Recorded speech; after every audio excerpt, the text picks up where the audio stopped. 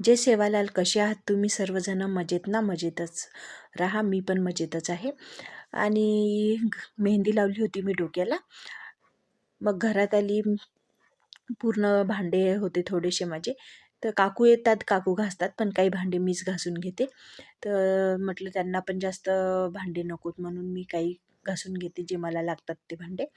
आणि भांडी घासली तिथे आणि गॅस ओटा वगैरे सर्व क्लीन केला. कामं झाल्यावर खरंच आपल्याला मनाला खूप शांती आणि खूप छान वाटतं, प्रसन्न वाटतं घरामध्ये पण. कामं स्वच्छ झाली की. नाही तर मग घरामध्ये पण चिडचिड मला तरी होते, चिडचिड कामं तशीच राहिली की. तर त्यामुळे पूर्ण आवरून घेतलं मी, माझा गॅस ओटा वगैरे क्लीन केला.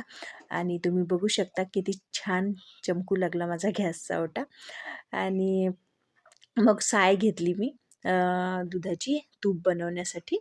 आणि तूप खरंच खूप छान बनलं होतं. तुम्ही लोणी पाहू शकता समोर, किती छान लोणी झाली ते.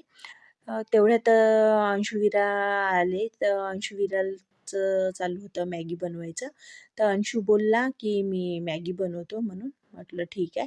आणि तुपामध्ये विलायची, आपले तुळशीचे पानं, खायचे पानं टाकू शकतात, पण मी विलायचीच टाकली.